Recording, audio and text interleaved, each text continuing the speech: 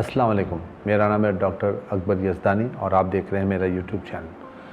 آج ہم ان ٹاپک سے بات نہیں کریں گے جو آپ مسلسل یوٹیوب پہ اور دوسرے چینلز پہ دیکھ رہے ہیں، J-35 طیارے، PL-17 میزائلز اور یہ ساری باتیں آج ہم نہیں کریں گے۔ آج ہم ایک بڑے ڈیفرنٹ اور بڑے انٹرسٹنگ اور امپورٹنٹ ٹاپک پہ بات کریں گے، اور وہ ٹاپک ہے who is China and what is China. کون ہے چائنا اور کیا ہے چائنا؟ کسی بھی انسان کی کسی بھی ایکشن کو سمجھنے کے لیے اس کا پس منظر جاننا بہت ضروری ہے۔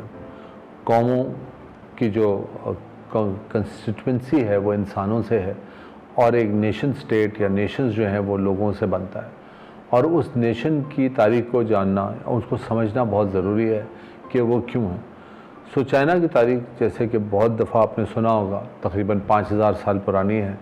ہم چائنا کی تاریخ پہ نہیں جائیں گے، ہم چائنا کی آج کے ایکشنز کو سمجھنے کی کوشش کریں گے، چائنا کی ایولیوشن یعنی اس کی ارتقاء سے، کہ آج کا چائنا ایسا کیوں ہے۔ چائنا کسی بھی بڑی تہذیب یا تمدن کے طریقے سے، یعنی سویلائزیشن جس کو انگریزی میں کہیں گے، اس کی ڈیولپمنٹ ریور سائڈ سے ہوئی، یعنی دریاؤں کی بنیاد پہ ہوئی۔ جیسے انڈس سویلائزیشن ہے، دریا انڈس ریور، دریائے سندھ۔ اسی طریقے سے میسوپوٹیمیا یعنی کہ عراق کی جو سویلائزیشن تھی وہ یوفریٹس ٹائگرس یعنی دجلہ اور فرات کے بیچ کا جو ایریا تھا وہاں سے شروع ہوئی۔ اور چائنا کی جو ایولیوشن ہے، ان کی جو ارتقاء ہے اور ان کی ڈیولپمنٹ ہے ان کی سویلائزیشن کی، وہ یانگسی اور یلو ریور کے بیچ کا جو علاقہ ہے وہاں سے ہوئی۔ کیونکہ یہ علاقے دریا سے سیراب ہوتے ہیں، ایریگیٹ ہوتے ہیں، تو یہاں پہ ایگریکلچر ہوتی ہے، اور جس کی وجہ سے human settlement and population possible ہوتی ہے۔ جس طرح دریائے نیل کے گرد ایجپٹ کی پوری سویلائزیشن ڈیولپ ہوئی، مصر کی اور پھر فیروز کی، اور اس کے بعد اتنے سارے اور ان کی جو آئے فارمز، تو یہ سارے دریا کے ساتھ ساتھ یہ تہذیبیں بنی۔ مگر آج ہم اس ڈیپتھ میں اور اس اتنے ماضی میں نہیں جاتے، آج ہم حال کے قریب رہتے ہیں تاکہ چائنا کے آج کے ایکشنز کو ہم ایکسپلین کر سکیں کہ واٹ از چائنا، کیا ہے China and who is China, کون ہے چائنا۔ چائنا کی جو آج کی کہانی شروع ہوتی ہے وہ ایک صدی کی بے عزتی یعنی سینچری آف ہیوملیشن سے شروع ہوتی ہے، اور وہ ہیوملیشن کی سینچری شروع ہوتی ہے 1839 سے۔ چائنیز کہتے ہیں کہ ان کی جو بے عزتی یعنی ہیوملیشن کی سینچری شروع ہوئی وہ 1839 سے شروع ہوئی، جب ان کی کنگ ڈائنیسٹی جو آخری ڈائنیسٹی تھی جو چائنا کو رول کر رہی تھی، اس کا ڈکلائن آیا اور وہ ختم ہونے لگی، اور چائنا ایک افیمچیوں کی بہت بڑی تعداد میں تبدیل ہو گیا۔ اور دنیا کی عجیب و غریب جنگوں کے اندر ایک جنگ وہ بھی ہے جس کو کہتے ہیں فرسٹ اوپیم وار، یعنی افیم کے لیے جنگ۔ اور یہ جنگ کون لڑ رہا تھا؟ یہ جنگ برطانیہ لڑ رہا تھا چائنا کے ساتھ۔ اور کیوں لڑ رہا تھا؟ کیونکہ برطانیہ کو یہ حق چاہیے تھا کہ وہ چائنا کو افیم سپلائی کرے۔ اس افیم کو سپلائی کرنے کی ریزسٹنس کی وجہ سے جب چینوں نے ریزسٹ کیا کہ ہم اپنی قوم کو افیمچی نہیں بنانا چاہتے، تو ایک باقاعدہ جنگ ہوئی جس کے اندر انگریزوں نے جیتی وہ جنگ، اور یہ جنگ 1839 سے 1842 کے درمیان رہی، اور یہ اس کو فرسٹ اوپیم وار کہتے ہیں۔ اس کے بدلے زبردستی ان کو افیم سپلائی کی گئی، اور اس کے بدلے چائنا سے پورسلین اور سلک جو ہے وہ اور دوسری چیزیں لائک اسپائسز جو ہیں وہ ویسٹرن ورلڈ میں لے جائی گئی۔ تو یہ تو تھی فرسٹ اوپیم وار، جہاں کنگ ڈائنیسٹی کا ڈکلائن ہوا، چائنا غربت کی پاتال میں گھس گیا، اور لوگ جو ہیں وہ فاقے کرنے لگے، اور 80% سے زیادہ جو قوم تھی وہ افیم کا شکار ہو گئی۔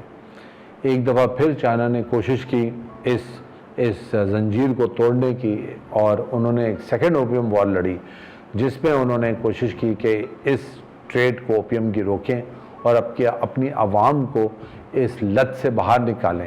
اور یہ دوسری جنگ 1856 سے 1860 یعنی 4 سال کے دوران محیط رہی، اور چائنا کو ایک دفعہ پھر بہت سنگین شکست کا سامنا کرنا پڑا۔ یاد رہے کہ ان کی جو آخری ڈائنیسٹی تھی، کنگ ڈائنیسٹی، وہ ختم ہو رہی تھی اور ہو چکی تھی، चाइना के अंदर कोई फॉर्मल स्ट्रक्चर ऑफ गवर्नेंस नहीं था, लोग अफीमची हो चुके थे और उनके पास इन जंजीरों को तोड़ने के लिए कोई ऐसा स्ट्रक्चर या ऐसा हुकूमत या ऐसा कोई रियासत नहीं बची थी जो इफ़ेक्टिवली लड़ सकती। और जो कुछ भी छोटी मोटी चाइना की नेवी या आर्मी कहने को बची थी, उसकी बहुत बुरी तरीके से ह्यूमिलेशन हुई। और इस जंग में भी बरतानिया मुलव्वस था, मगर इस जंग में एक और किरदार का एडिशन हो गई, इजाफा हो गया, और वो था फ्रांस। और बरतानिया और फ्रांस ने मिलके एक दफ़ा फिर बहुत ही ह्यूमिलेट किया चाइना को, और ये जंग भी चाइना हार गया, जिसको सेकेंड ओपियम वॉर कहते हैं। उसके बाद जो सदी ऑफ ह्यूमिलिएशन यानी बेइज्जती की जो सदी, जिसको चाइनीज़ अपनी किताबों में और तारीख़ में अपने बच्चों को भी पढ़ाते हैं, वो सदी ऑफ ह्यूमिलेशन शुरू हुई, जिसमें ऐसे उनसे ट्रीटीज़ करवाई गई, ऐसे माहदे कराए गए जो कोई भी मुल्क, कोई कौम, कोई रियासत कर नहीं सकती थी, जिसके अंदर टेरिटरीज़ को, अपनी इलाक़ों को दूसरों के हवाले करना, जिसमें बरतानिया के हवाले उन्होंने हांगकांग को किया। ताइवान पे जापान ने कब्ज़ा कर लिया एक जापान के साथ जंग में 1895 में। उसके बाद मंचूरिया का इलाका रूस उठा कर ले गया, और उसी के साथ वेस्टर्न पावर्स को बड़े बड़े जो पोर्ट्स थे, शंघाई का पोर्ट, उनका कब्ज़ा मिल गया।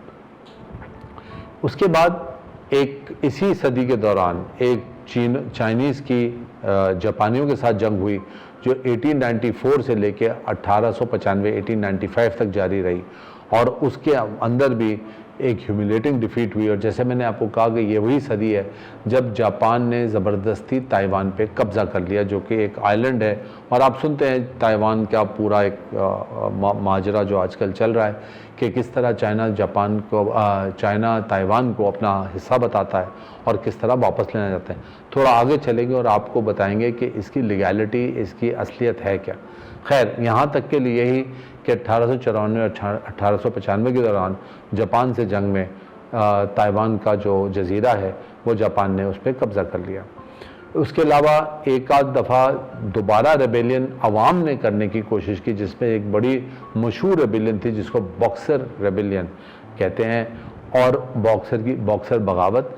और ये 1899 और 1901 के दरमियान यानी 2 साल के लिए जारी रही, और उसमें भी बहुत बुरी तरीके से चाइना को शिकस्त हुई, और चाइना के ऊपर ऐसे वॉर के जुर्म लगाए गए और रेपरेशंस के इतने बड़े बड़े वो लगाए गए, जिसकी वजह से चाइना को बहुत हैवीली पे करना पड़ा वेस्टर्न पावर्स को, ख़ास तौर पे बरतानिया को। उस वक्त बरतानिया was the main western power, जो कहते हैं कि दुनिया की आधी दुनिया पे जिसकी हुकूमत थी। तो बरतानिया को वॉर रेपरेशन जुर्माने पे करता रहा है चाइना। उसके बाद जापान और ने इन्वेड किया चाइना को दूसरे जंग अजीम में 1931 और 1945 के दरमियान जापान ने इन्वेड किया। और इसी इन्वेजन के दौरान एक बहुत ही इनफेमस यानी गैर मारूफ किस्म का नैनकिंग इन्वेजन हुआ, नैनकिंग मैसेकर हुआ। और उस मैसेकर में अब आज का जापानी अगर आप देखते हैं तो आपको बहुत सुलझा हुआ, पढ़ा लिखा, झुक झुक के सलाम करने वाला जापानी मिलता था। मगर जब जापानीज़ एम्पायर थी जो दूसरे जंग अजीम पे ख़त्म हुई और उससे पहले की, वो बहुत ही शफ़ाफ और रूथलेस एम्पायर थे। उन्होंने गरीब चाइनीज़ जो ज़्यादातर वो थे लेबरर्स थे और वो ज़्यादातर पेजेंट्स थे यानी कि फार्मर्स थे, उनका 2 लाख से 3 लाख चाइनीज़ का उन्होंने कत्ले आम किया, उनकी इस्मत दरी की। और 3 हफ्ते तक दिसंबर 1937 से ये नैनजिंग मैसेकर शुरू हुआ और ये 6 हफ्तों के लिए जारी रहा। और इसमें कत्ल खून और इस्मत दरी का बाज़ार गर्म रहा। इन 6 हफ्तों के दौरान जैसे मैंने बताया 2 से 3 लाख चाइनीज़ का ना सिर्फ कत्लेआम हुआ, बेदरेग औरतों का सरेआम सड़कों के ऊपर रेप हुआ, लोगों को टॉर्चर किया गया। और चाइनीज़ वैसे ही फाखे और कहत का शिकार थे, उनकी सारी ग्रीनरीज लूट ली गई। और चाइना को बहुत ही आप सोच नहीं सकते किस अजाब से गुजारा जापानियों ने। उसके बाद 1945 में जब जापान ہارا دوسری جنگ عظیم 1945 میں، تو چائنیز یہ کہتے ہیں کہ 1949 میں ان کا جو سینچری آف ہیوملیشن ہے وہ ختم ہوئی جب ماؤ زے تونگ کا ریولوشن آیا اور چائنا میں کمیونسٹ پارٹی کا رول قائم ہوا۔ اب یہ بیک گراؤنڈ ہے چائنا کا پچھلے 150 سال سے اگر آپ شروع کریں، یعنی کہ 1949 پہ جو ختم ہوا 1839 سے 1949 کا، یہ 100 سال کی جو ہیوملیشن چائنا نے فیس کی، اس ہیوملیشن میں چائنا نے کیا سیکھا؟ انہوں نے 3 بنیادی سبق سیکھے۔ ان کا پہلا سبق یہ تھا کہ ہماری جو نیشنل ساورنٹی ہے، جو ہمارا نیشنل یعنی تشخص ہے اور ہماری جو ساورنٹی ہے، وہ ہم اب کبھی بھی سرنڈر نہیں کریں گے۔ ہم چونکہ ایک صدی سے پیچھے گئے نہیں، تو میں نے آپ کو وہ محرکات نہیں بتائے کہ کس طرح ویسٹرن پاورز نے زبردستی چائنا کے، جس طرح برٹن نے ایسٹ انڈیا کمپنی بنا کے زبردستی مغلوں کے ساتھ ٹریڈ کرنے کی کوشش کی، تو کس طرح ویسٹرن پاورز نے زبردستی چائنا کے ساتھ ٹریڈ کے نام پہ ان کا ایکسپلائٹیشن کیا، مگر انہوں نے یہ فیصلہ کیا کہ ہم نیشنل ساورنٹی کو کسی حال میں اب کمپرومائز نہیں کریں گے۔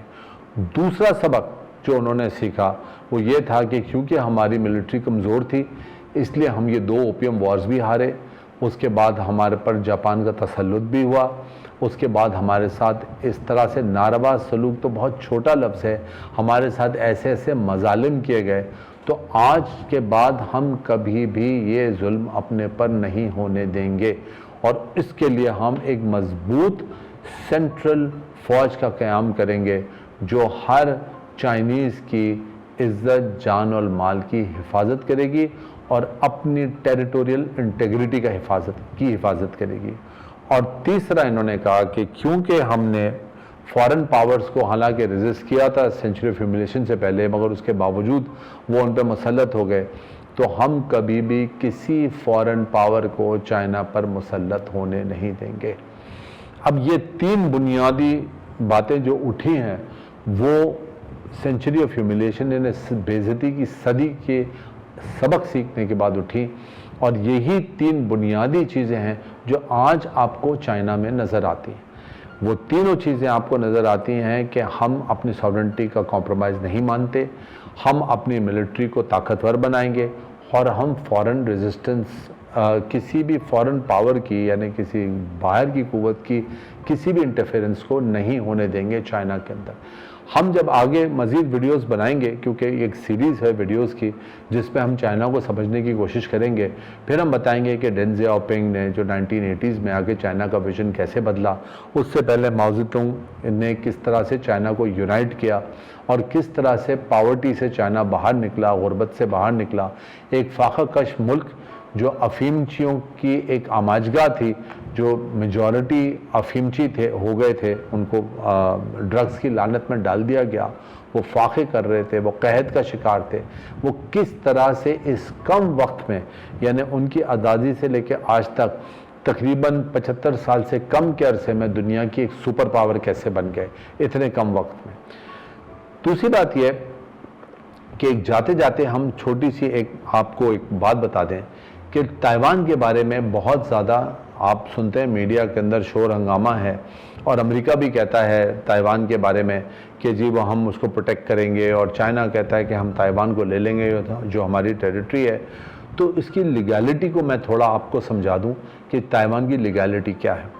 تو جب چائنیز ریولوشن آیا تو جو آخری امپائر تھی چائنا کی کنگ ڈائنسٹی، جب اس کا خاتمہ ہوا تو آخری جو ان کے وہ تھے اور وہ ان کا خاتمہ بھی ہوا، وہی پرانی کہانی، کرپشن اور مس گورننس اور لوگوں کے اوپر ظلم ڈھاتے رہے، یہاں تک کہ چائنا ان کے ہاتھ سے نکلتا گیا اور بین الاقوامی اور ویسٹرن پاورز خاص طور پہ انگلینڈ اور بعد میں فرانس کے ساتھ مل کے ان کو ہیوملیشن ہوئی، ان کے ہاتھ سے ان کا ملک گیا۔ تو وہ جو کنگ ڈائنسٹی کے آخری فرما روا تھے، ان کا نام تھا چنگ کائی شک، وہ اپنے ملٹری پاورز کے ساتھ جب ان کو ڈیفیٹ ہوئی کمیونسٹ پارٹی سے ماؤ زے تونگ کی، تو وہ بھاگے اور جا کے انہوں نے پناہ لی تائیوان میں۔ اچھا، اب تائیوان کا قصہ یہ ہے کہ تائیوان پہ قبضہ کیا تھا جاپان نے، جو میں نے آپ کو شروع میں بتایا۔ 1943 के अंदर एक कायरो डिक्लेरेशन हुआ, मिस्र में कायरा में एक तमाम अलाइड पावर्स की एक कॉन्फ्रेंस हुई और वहाँ पे ये फैसला किया गया कि वहाँ पे फैसला ये किया गया कि जापान से किन टर्म्स पे दूसरी जंग अजीम पे हम सरेंडर लेंगे, वो क्या टर्म्स होंगी। उनमें एक टर्म जो जापान की सरेंडर, एक तो ज़ाहिर अनकंडीशनल सरेंडर जापान ने करना था जब अमेरिका ने एटम बम गिराए हिरोशिमा नागासाकी के बाद, तो जापान ने अनकंडीशनल सरेंडर कर दिया। मगर इस बम गिराने से भी पहले 1943 में एक कायरो के अंदर डिक्लेरेशन दिया तमाम एलाइज ने, और उस डिक्लेरेशन में ये था कि जापान वो तमाम टेरिटरीज जो उसने कब्ज़ा की हैं उन सबको खाली करेगा और ताइवान चाइना को लौटाएगा। ये 1943 के डिक्लेरेशन का हिस्सा है जिस पे तमाम इत्तेहादी ममालिक के साइन हैं।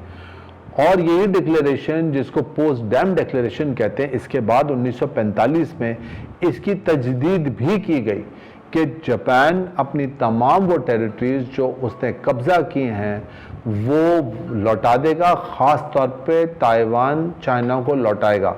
और आपको ये बात सुन के नहायत ही हैरत होगी कि अब तक आप सुनते आ रहे हैं करंट आजकल की ख़बरों में कि अमेरिका और चाइना के कोई बहुत बड़ा टसल है और ये जो आपस के अंदर ट्रेड वॉर चल रही है, मगर ये बात सुन के आपको नहायत ही हैरत होगी। मगर ये तारीख़ का एक हकीकत है कि जापान ने सरेंडर किसके सामने किया दूसरी जंग अज़ीम पे। उसने अमेरिका के सामने सरेंडर नहीं किया, उसने चीन के आगे सरेंडर किया। और चीन ने एज एलाइड पावर यानी republic of China as a representative of allies, इत्तेहादियों का रिप्रेजेंटेटिव होते हुए जापान से सरेंडर लिया। और जब जापान से सरेंडर लिया तो ताइवान का जो जजीरा था वो ऑटोमेटिकली चाइना की तहवील में आ गया, कम से कम लीगली वो आ गया। चाइना इस कंडीशन में नहीं था क्योंकि आपको बताया सेंचुरी ऑफ ह्यूमिलिएशन, मैंने आपको बताया कि वो एक पूरी सदी तक जो उनका हाल रहा, उनकी फ़ौजें इस लायक नहीं थी, इस काबिल नहीं थी कि वो जाके फिज़िकली ताइवान का कब्ज़ा लेती। मगर सरेंडर जो हुआ दूसरे जंग अज़ीम का, उस जंग अज़ीम का सरेंडर यानी उस सरेंडर को लेने वाले चाइनीज़ थे ऑन बिहाफ ऑफ इत्तेहादी एलाइज। और according to the Cairo declaration and Potsdam declaration China को वो टेरिटरी वापस लीगली मिल गई, मिलनी नहीं थी, मिल गई। मगर हुआ ये कि 1951 में जापान ने सैन फ्रांसिस्को के अंदर एक और डिक्लेरेशन आया जो कि एक्सपेंडेड डिक्लेरेशन था, जिसमें जापान ने ताइवान तो सरेंडर कर दिया 1951 में फॉर्मली दोबारा से, मगर उसने ये स्पेसिफाई नहीं किया कि ये मैं किसको सरेंडर कर रहा हूँ। और यही आज पॉइंट ऑफ कंटेंशन है। मगर अगर आप पुरानी तमाम तारीख को पढ़ें, यानी 1943 का डिक्लेरेशन, फिर उसके बाद 1945 का डिक्लेरेशन, और उसके बाद सरेंडर चाइना का जापान से लेना और ताइवान का ऑटोमेटिकली चाइना को वापस हो जाना, तो ये बात अब आपको समझ आती है कि चाइना के दो बुनियादी उसूल। पहला उसूल ये कि हम दोबारा बेइज्जत नहीं होंगे, पहला उसूल, और उसके 3 पॉइंट्स उन्होंने मैंने आपको बता दिए कि हम नेशनल सॉवरेनिटी पे कोई कॉम्प्रोमाइज़ नहीं करेंगे, हम मिलिट्री को इतना स्ट्रॉन्ग करेंगे कि वो हमारी आवाम के और हमारे मुल्क की टेरिटोरियल इंटेग्रिटी को वो करें। और तीसरा ये कि फॉरेन पावर्स की किसी भी इंटरफेरेंस को अब मज़ीद हम कभी भी बर्दाश्त नहीं करेंगे। और दूसरा एस्पेक्ट उसका कि ताइवान हमारा अटूट अंग है, उनका अटूट अंग है, और ये डिक्लेरेशंस खुद इत्तेहादियों ने साइन करके चाइना को दी है। ये आज के लिए इतना ही, क्योंकि ज़ाहिर है ये कहानी बहुत लंबी है और अगर हम चाइना के माजी में जाना शुरू कर देंगे तो 5000 की तारीख़ है। अजीब सी बात यह है कि कोई भी कौम दुनिया की, चाहे वो यूरोपियंस हों जिनकी तारीख़ 12वीं सदी या 11वीं सदी या 10वीं सदी में शुरू होती है, या अमेरिकन्स की तारीख़ जो 250 साल पुरानी है, फ्रांस 200-250 साल पुरानी तारीख़ है मॉडर्न फ्रांस की, ये आप सारी कहानियाँ अगर या इनकी तारीख़ पढ़ना चाहें तो चंद किताबों के अंदर आपको मिल जाती है। चाइना की तारीख़ इतनी बड़ी है और इतनी डॉक्यूमेंटेड है, और क्योंकि चाइना ने, आपको जैसे पता होगा, पेपर की ईजाद चाइना की है, और चाइना वो पहली कौम थी मेरे ख्याल में इजिप्शियंस के बाद जिन्होंने हर चीज़ को लिख कर डॉक्यूमेंट करना शुरू कर दिया। तो चाइना की तारीख पढ़ने के लिए सिर्फ 1 या 2 या 10 वीडियोस नहीं, पूरी लाइब्रेरीज और पूरी एक ज़िंदगी का एक रिसर्च चाहिए सिर्फ सतह को समझने के लिए। 8 मिनट, 10 मिनट, 12 मिनट की वीडियो में तो ये नहीं हो सकता। मगर आज कोशिश की आपको बताने की कि कौन है चाइना और कहाँ से आए हैं चाइनीज़, तो आपको इस पस मंज़र में समझ आएगा कि चाइना इस तेज़ी से तरक्की क्यों कर रहा है और इतने प्रोटेक्टिव क्यों हैं। अगली वीडियो पे हम कोशिश करेंगे कि चाइना की सिस्टम ऑफ गवर्नेंस की बात करें। दुनिया को लगता है कि चाइना एक बड़ी डिक्टेटरशिप, ऑटोक्रेटिक डिक्टेटरशिप है। हालांकि अगर आप चाइनीज़ सिस्टम ऑफ गवर्नेंस को थोड़ा सा समझें तो शायद चाइना से ज़्यादा डेमोक्रेटिक सिस्टम ऑफ गवर्नेंस किसी भी मुल्क में फिल वक्त तो राइज नहीं है।